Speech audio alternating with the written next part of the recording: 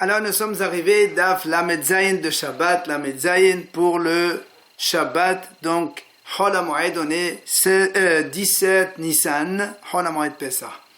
Il nous restait les deux dernières lignes de Lamed He Amud Bet.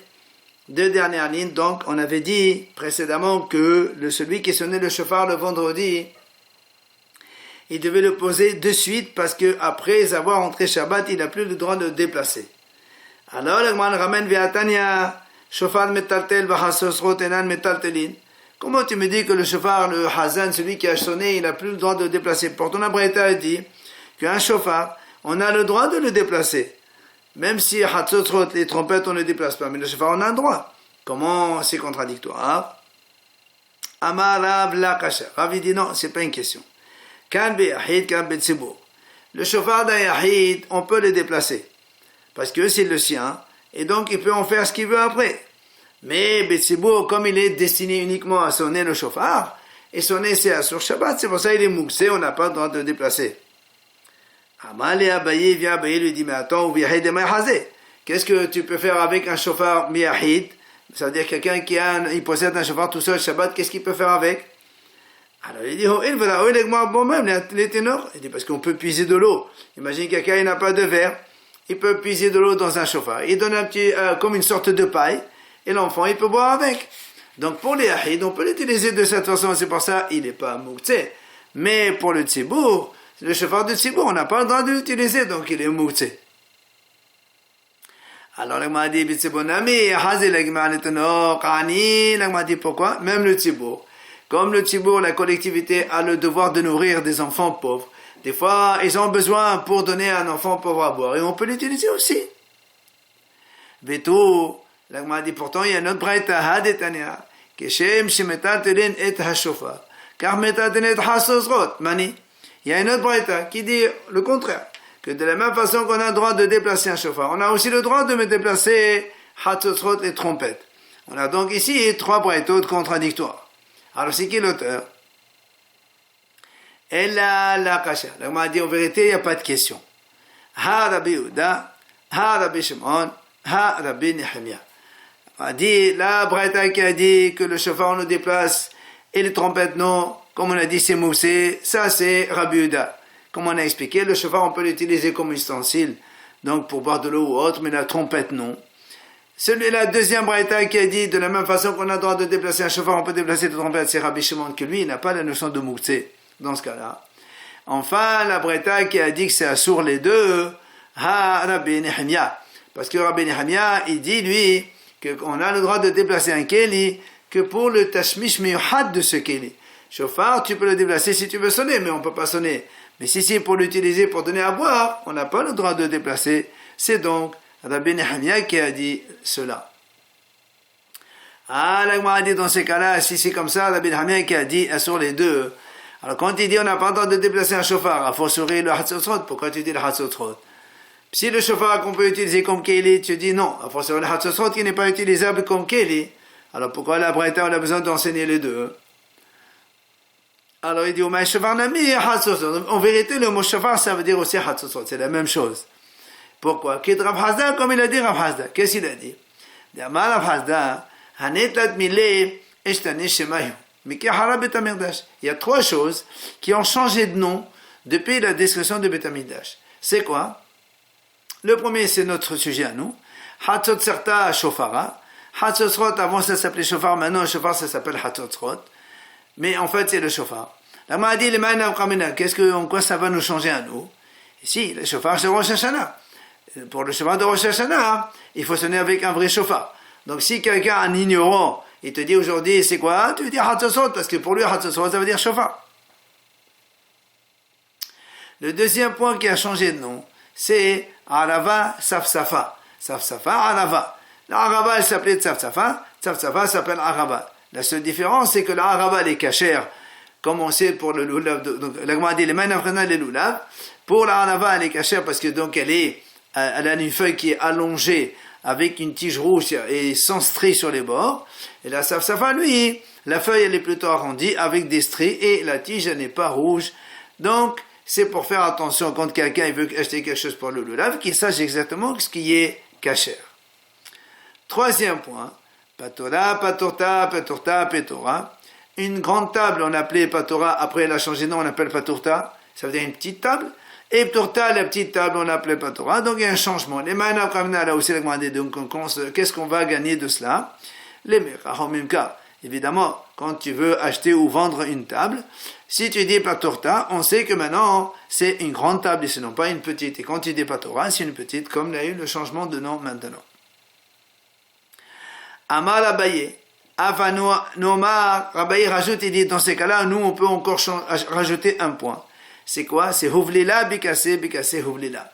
Dans la panse de l'animal, il y a une partie qui est la panse avec donc la peau épaisse avec des stries, et une partie qui est à côté et qui a la paroi est beaucoup plus fine.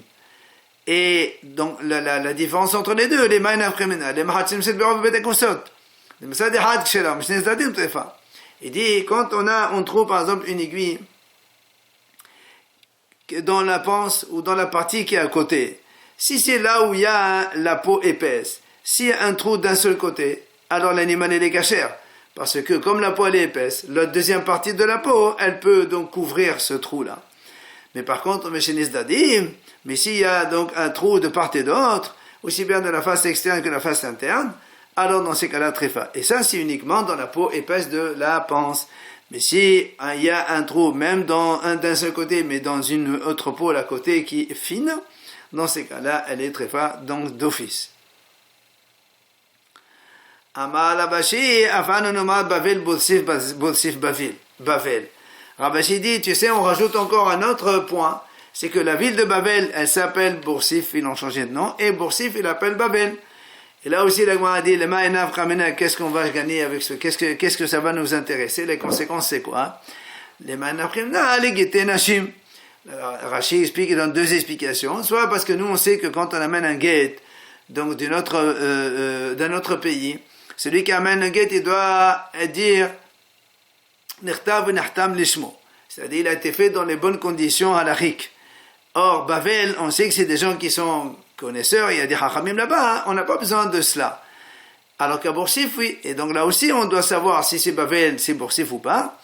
Et deuxième point, il dit, Rashi dit, là, pour écrire le nom parce que quand on écrit un guet, on doit écrire le nom, prénom et la ville dans laquelle il habite. Et là aussi, c'est pareil, on ne peut pas changer le nom de la ville.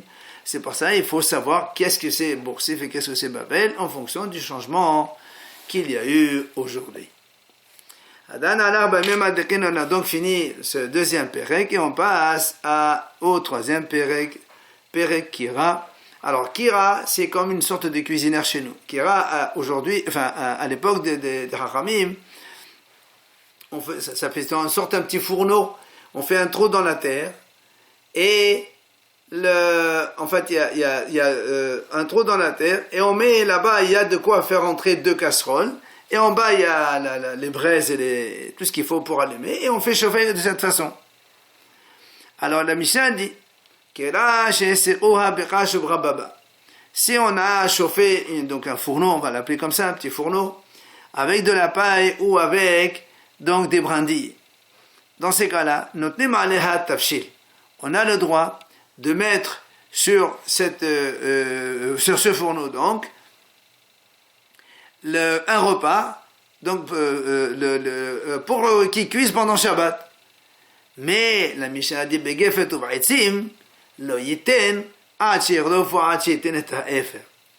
Il dit par contre, si maintenant le fourneau a été chauffé avec des résidus d'olive ou sésame concassé ou avec du bois, on n'a pas le droit de mettre un plat à cuire là-dessus avant Shabbat. Jusqu'à ce qu'il grof, c'est-à-dire il enlève toutes les braises qu'il y a là-bas, ou bien jusqu'à ce qu'il mette de la cendre pour étouffer un petit peu le feu, parce qu'on a peur justement si on laisse un feu comme cela, il viendrait à attiser les braises pendant Shabbat. Voilà donc la différence entre donc soit la paille ou la brindille, on peut mettre donc le plat à cuire, et si c'est des résidus d'olive ou de sésame concassé ou du bois, dans ces cas-là, on n'a pas le droit, il faut étouffer le feu, soit en écartant les braises, soit en mettant de la cendre dessus. Bet Shammai Omri, la Mishnah continue, Bet Shammai, ils disent qu'on a dit que c'est motard de mettre sur la kira, qu'on vient de dire maintenant, Groufa ou Thomas, c'est-à-dire, donc on a déjà étouffé le feu. Hamin, aval le tafshil. On ne peut que mettre une bouillarde d'eau chaude, mais pas un vrai plat, pour cuire. Alors que Bethilel Omrim, Hamin ve tafshil. Bethilel, eux, ils disent non, on a le droit de mettre aussi bien donc une bouillarde d'eau chaude qu'un repas, un plat à cuire, c'est motard. Dans la mesure où on a étouffé le feu.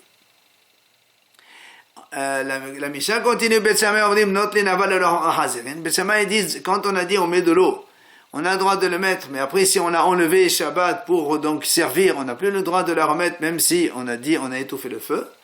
Mais Bet Hillel, eux, ils disent non, Af Mahazirin, on a le droit aussi, même si on s'est servi une fois, on remet le plat donc dans la kira, dans le fourneau pendant Shabbat. Pardon. Gmara. Alors le Gmara dit, eh bien, on se pose une question. Hay lo iten. לא יחזירו, אבל לשעות משין, אף על פי שלא גרפנו חתום, ומנה חנניהו. La Gemara elle pose une question, donc contre la Mishnah on a dit lo yiten, il n'a pas le droit de mettre. Donc il n'a pas le droit de mettre que lorsqu'il a étouffé le feu, soit en écartant les braises, soit en mettant de la cendre. Lo yiten, ce mot-là, ne mettre, est-ce que ça veut dire lo yahazir? Est-ce que ça veut dire c'est pendant Shabbat remettre? Et ça, on déduit de là que si c'est lishot, ça veut dire depuis vendredi, alors dans ces cas-là, on a le droit de le mettre même si on n'a pas étouffé le feu, ni on n'a pas écarté les braises, ni on n'a pas mis de la cendre. Omani Hananiah, c'est que l'auteur de notre Mishnah, c'est Hanania. Comme on le voit de la Braïta d'Etania, la Braïta dit, Hanania Omer, Kol shehu kemachal ben dosai motal lishoto agabi kira afal pi sheno gaduf eno katum. Hanania lui dit, tout plat qui est cuisiné jusqu'au tiers de sa cuisson, comme on appelle ça, ma'achal ben droussaï. C'est un brigand qui mangeait quand c'était au tiers de la cuisson. Donc tout plat qui est arrivé à ce stade de cuisson, Motal et Shotor Hanania, il dit, on a le droit de le laisser vendredi, al-gabé qui est là sur donc un fourneau, même s'il a les braises, on n'a pas étouffé le feu, il y a comme ça. Ça c'est la première hypothèse. Odilma, la Gemara dit peut-être que non, que l'oïten de la Mishnah, c'est l'ishot tnan.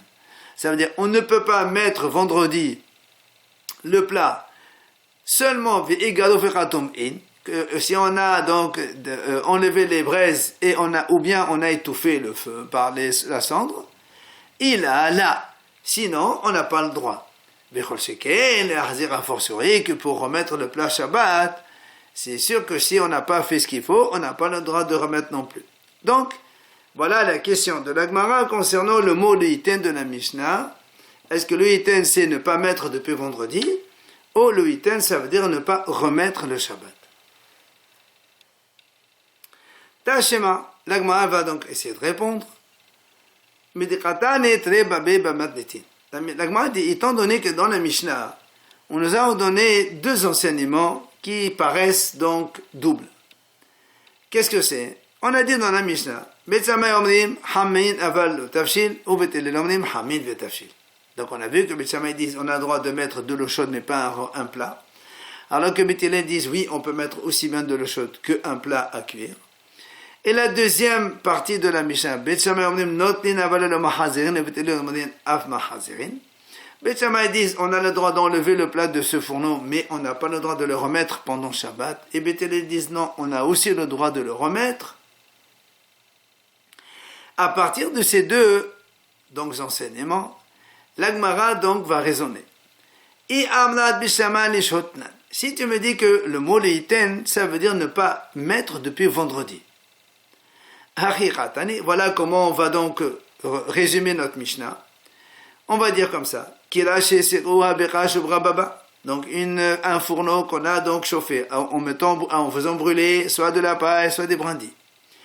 Et donc, mashin aléha, selon cette première hypothèse, on a le droit de mettre dessus, vendredi, tafshil, donc un plat à chauffer. Mais si c'est begez ve'tovaisim, si ce fourneau il a été chauffé par des résidus d'olive ou sésame concassé ou par du bois, lo yishe, on n'a pas le droit donc de mettre vendredi que seulement jusqu'à ce qu'il enlève les braises ou il étouffe le feu en mettant de la cendre. Umahen machine, et qu'est-ce qu'on a le droit de mettre?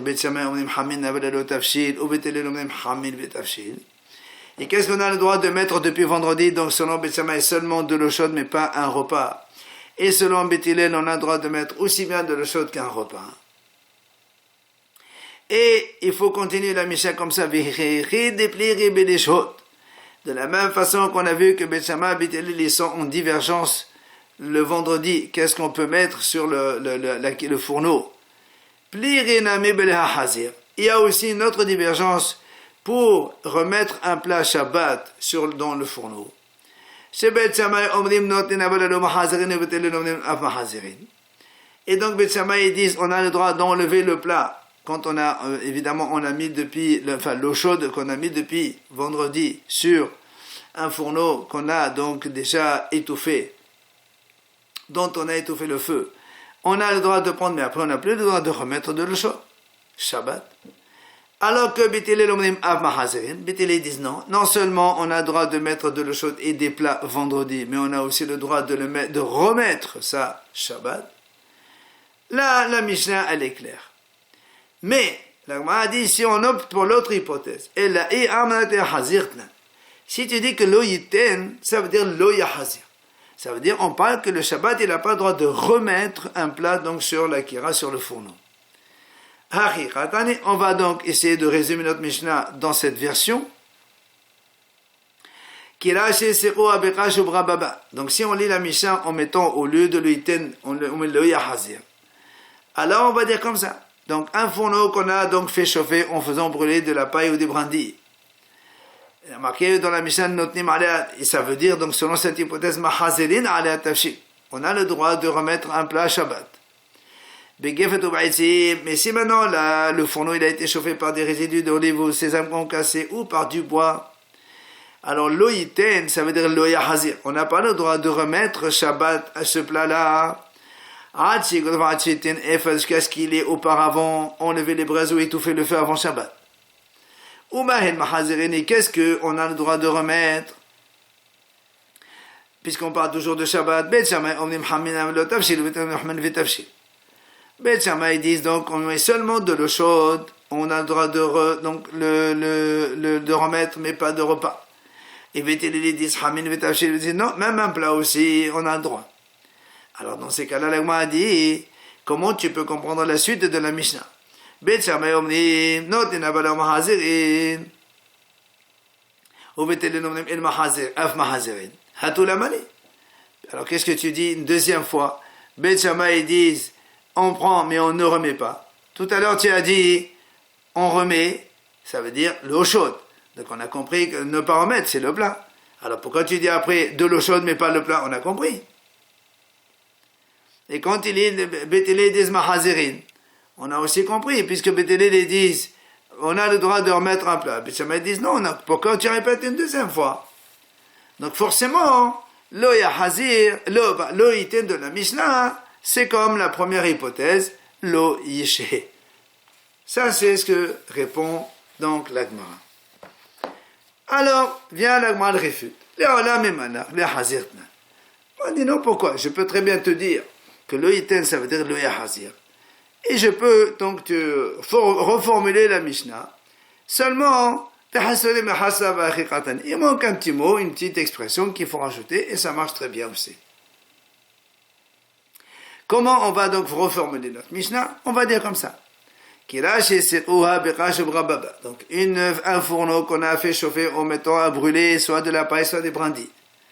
Et donc, on opte maintenant pour la solution, pour l'option mahazirin aleha. Donc, le notnim, ça veut dire on remet Shabbat sur elle, tafshit, un repas. Si maintenant le fourneau il a été chauffé avec des résidus d'olive concassés ou avec du bois, on n'a pas le droit de remettre le plat Shabbat dans ce fourneau que seulement on avait au préalable, donc avant Shabbat, enlevé les braises et ou bien on a étouffé donc le feu en mettant de la cendre. Tout ça, c'est ne pas remettre Shabbat. Aval les shot, mais pour mettre un plat depuis vendredi, machine, on a le droit de le mettre. Aval picheno gadou fenokatou, mais même si le fourneau, on n'a pas enlevé les braises, on n'a pas étouffé le feu.